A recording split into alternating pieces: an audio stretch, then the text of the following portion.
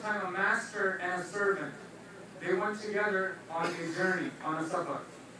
And as they were traveling, the servant, the slave, he used to always pray. So he saw a masjid in there. He says, let me go and pray my salat, and I will be back in a few minutes. Let me go inside. So the master says, finish your business and come back. I am going to wait here. Right? And that's the masjid. I'm going to wait. And they're both Muslim. I'm going to wait here. You go do your salah and come back. So this servant of his, he goes inside the masjid. And, he's praying whatever is over, or actually it was Maghrib or Isha prayer, the ninth prayer. So the master is waiting. And he's waiting. And he's waiting, and now he had enough. So he's like, okay, let's go. We have to go back to our traveling, So we have to get going, inshallah. And the servant is not replying back. So he said, okay, well, I'll give him a couple more minutes. And he said, okay, so-and-so, let's go. We have to go. This is the end, and I don't have more time for you. Let's come out. And then no reply back. Third time, now he's really worried. So he starts screaming, come out right now because I don't have much time for you. And now he's scared because it's dark inside the masjid and he can't really see inside. So then all of a sudden after the third time he hears from the servant, he doesn't let me come out. And then he doesn't hear much. And he says, who doesn't let you come outside in this masjid? He says, he doesn't let me come outside. He's like, who is it? Who else is inside? He's like, the one who does not let you come inside the masjid. The one who does not let you come inside the masjid does not let me come outside of the masjid. I'm too busy here while you're too busy over there. So this is the deen where Allah is the one who gives. It's a tawfiq. Right? So now we're covering last 2 minutes that I have, Surah Nisa, right?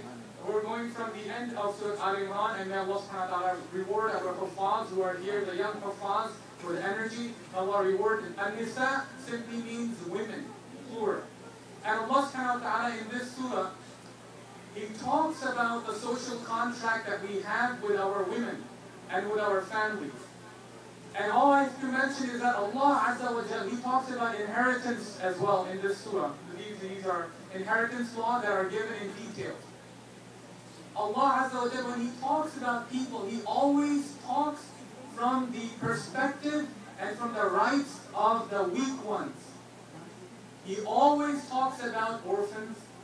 He always talks about protecting women. He always talks about protecting children. Right? Men, they are qawwam. They are those who are protectors.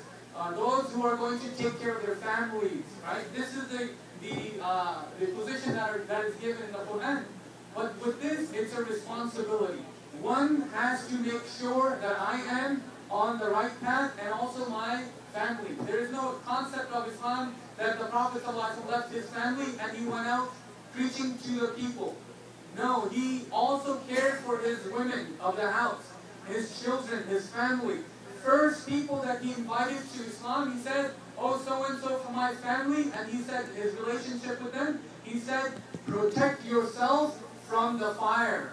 Protect yourself from the fire. He had concern for his children first. And this is what Quran is mentioning. Ya ayyuhalladhina amanu, qu anfusakum wa ahlikum nara. Before you start giving durus and halaqat and mufti and the fatawas, right, on the internet, and it's like all these things coming out, writing tafsir, so many people, mashallah, right? Excellent. But what is the condition of our family? If I am coming here and my wife is watching TV, I hope not, if you're hearing that.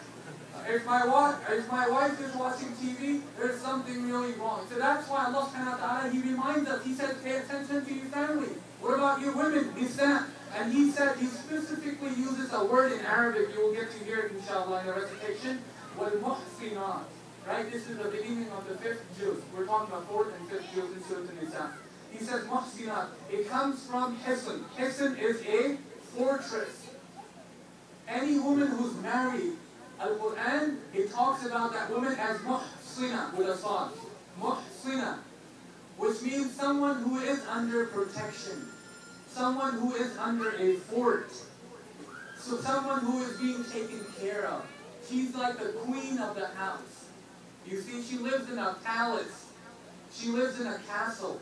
Every woman who's married, and this is the right that we should be giving back to them, and this is the honor Allah subhanahu wa ta'ala puts it. Just one word. Forget about the entire tafsir of Surah Nisa. Remember that word. Who is she? She's a princess who lives in a palace.